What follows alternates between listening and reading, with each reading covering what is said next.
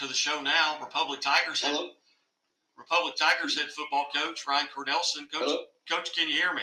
Let's see what happens. Hello? Coach Cornelson, can you hear me now? Yes, sir. I apologize for that.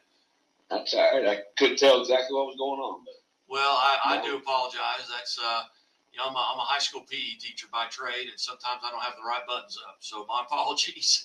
That's all right. Well, Coach, you get a big win tonight over a Kickapoo team coming off one of their biggest wins in recent history. You tell us about the ball game. Yeah, it came out first series, and both teams were playing well. We moved it down the field and scored, and they moved it right down the field on us as well. So, it was close pretty early, and then our defense came up with some big stops, and our offense was able to keep moving the ball and put the ball in the end zone. And felt like we had a fairly good showing with what we wanted to do, and were able to move the ball consistently. Coach, tell us about maybe some of the standout players tonight on both sides of the ball. Yeah, for us, our fullback, one of our fullbacks, we run three fullbacks.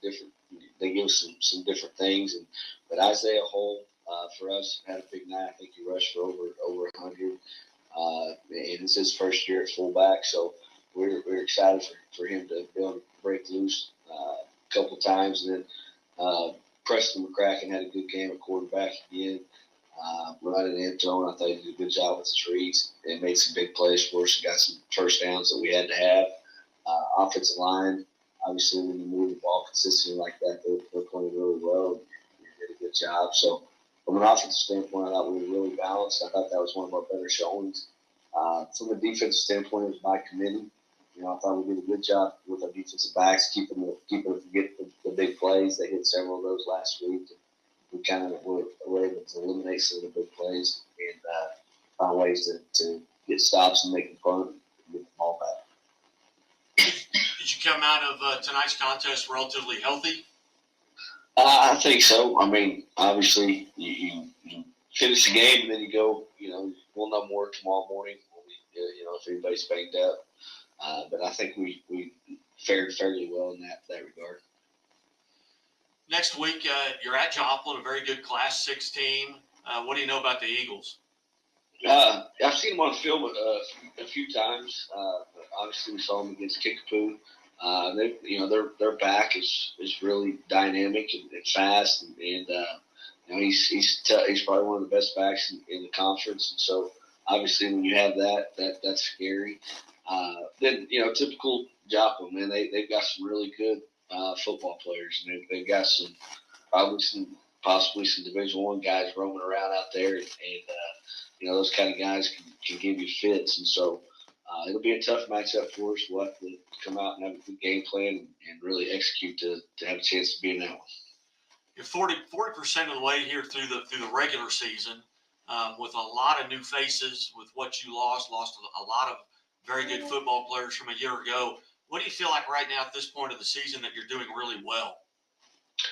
I think we are starting to catch up to the speed of the game. I think anytime you have that many new faces, it's just trying to catch up to the speed of the game and how fast things, holes open and close.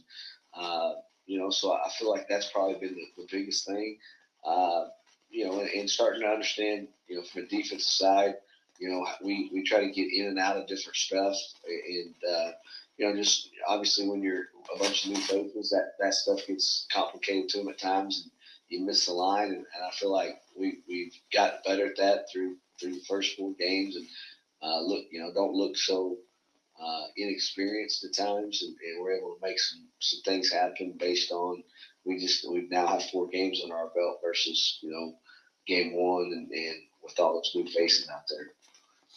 With the new conference, you got to see some new faces this year, new teams, Waynesville and Kickapoo. But from here on out, it's all teams that you're familiar with, that you've been in the conference with since you've been the head coach.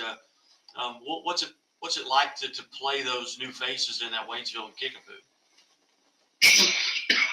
I thought it was good. I mean, I'd seen a little bit of Kickapoo on film last year when we were preparing for Lebanon.